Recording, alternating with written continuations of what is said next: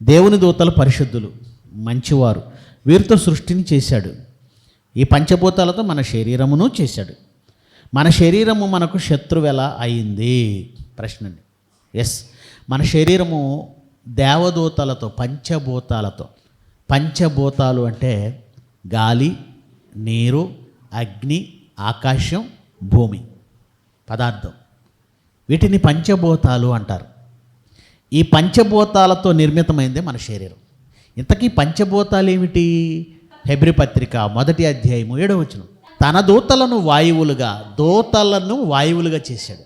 దూతలను వాయువులుగా మార్చాడు, రూపం మార్చాడు. తన దూతలను వాయువులుగాను, తన సేవకులైన ఆత్మలు, ఎవరోళ్ళు? దేవదూతలే. సేవకులు ఎవరు? దేవదూతలే. అగ్ని జ్వాలలుగాను చేసుకొన్నాడు. రైట్.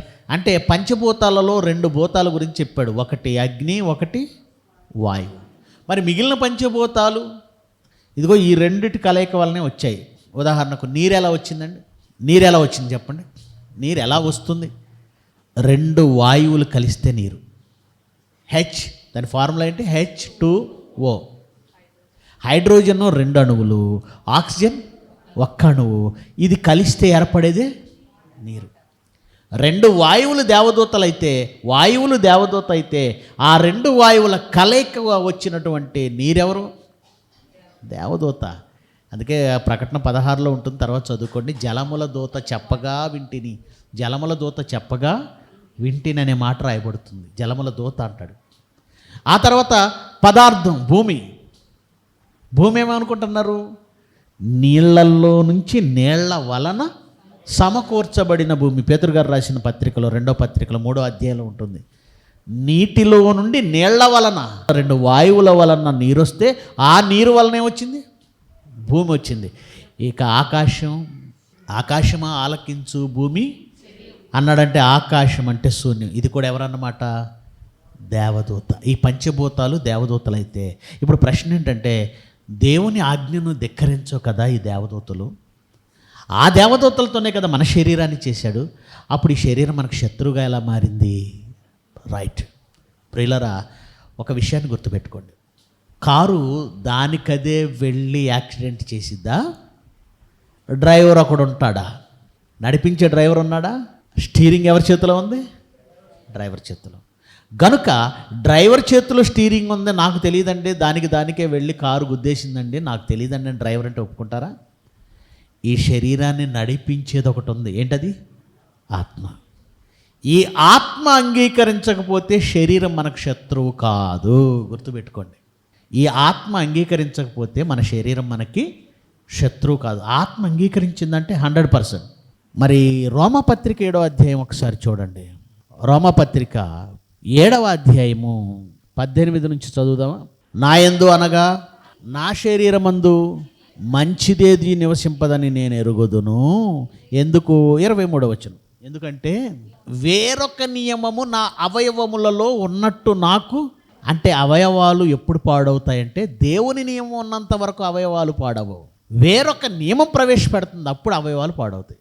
అంటే దేవదూతలుగా ఉన్న శరీరం కూడా మంచిదే, దాన్ని దేవుడు ఆలయంగా ఇచ్చాడు. ఆలయంగా ఉన్న ఈ శరీరాన్ని పాడు చేయాలనే ఉద్దేశంతో వేరొక నియమం అవయవాల్లో ప్రవేశపెట్టబడింది. దాన్ని ప్రవేశపెట్టిన వాడు ఎవరు చెప్పండి? అపవాది.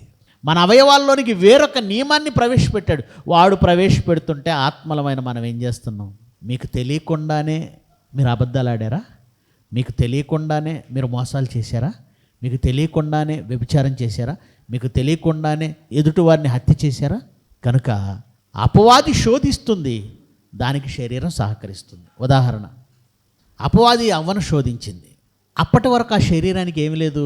పాపం లేదు. ఆ శరీరానికి ఏమి లేదు? పాపం లేదు.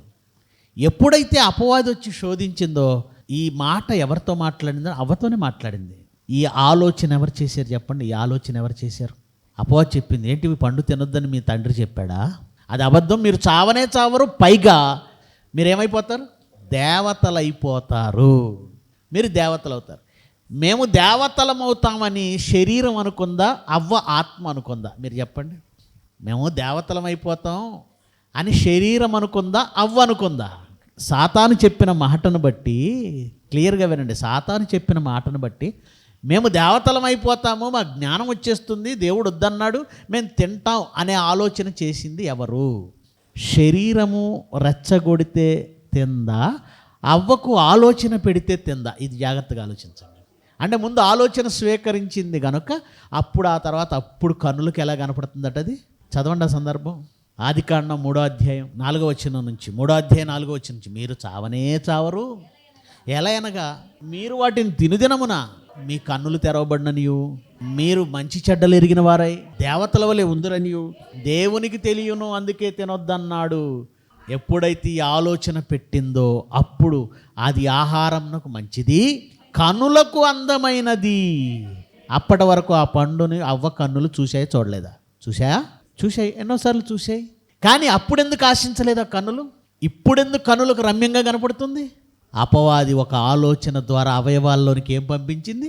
వేరొక నియమాన్ని పంపించింది. అక్కడి నుంచి ఆ శరీరం లేదా అవయవాలు ఆత్మనే వశపరుచుకోవటం మొదలుపెట్టాయి. ఇది ఎలా ఉంటుందంటే ఏమంటే ముందు మందు తాగాలని ఎవరికీ ఉండదు. ఎవడో ఆలోచన పెడతాడు. ఏమని ఆలోచన పెడతాడు? బాధలు పోవాలంటే, మనసు ప్రశాంతంగా ఉండాలంటే, హాయిగా నిద్రపోవాలంటే, ఇదిగో నేను చెప్తున్నాను కదా ఈ మంది అంటాడు. ముందు ఆవిడ అవయవాలు కోరుకున్నాయా? వాడి అవయవాలు కోరుకోలేదు. కానీ ఒక నియమాన్ని పంపించాడు సాతాను. ఏంటా నియమం? పాప నియమం. అప్పుడు ఈ అవయవాలకు నువ్వే అలవాటు చేస్తున్నావు మందు, రేపటి నుంచి అవి అడుగుతుంటాయి. అంటే అపవాది వేరొక నియమాన్ని శరీరంలో ప్రవేశపెట్టకపోతే శరీరం మనకు ఎప్పటికీ శత్రువు కాదు. ఆ అవయవాల్లో ఆ నియమం రావడానికి ఆత్మలుగా మనం కూడా ముఖ్య పాత్ర పోషిస్తున్నాం. ముందు ప్రవేశించడానికి మనమే ద్వారం తెలిసాం, ఆ తర్వాత శరీరం మన మాట కూడా వినని స్థితికి వెళ్ళిపోతుంది. చివరికి నిన్ను బానిస చేసి వాక్యం వింటున్నావు ప్రక్క, వాక్యాన్ని తలంచుదామంటే ఈ శరీరం దానికి మించి నిన్ను బలవంతం చేసి పాపం వైపు లాగేస్తుంది.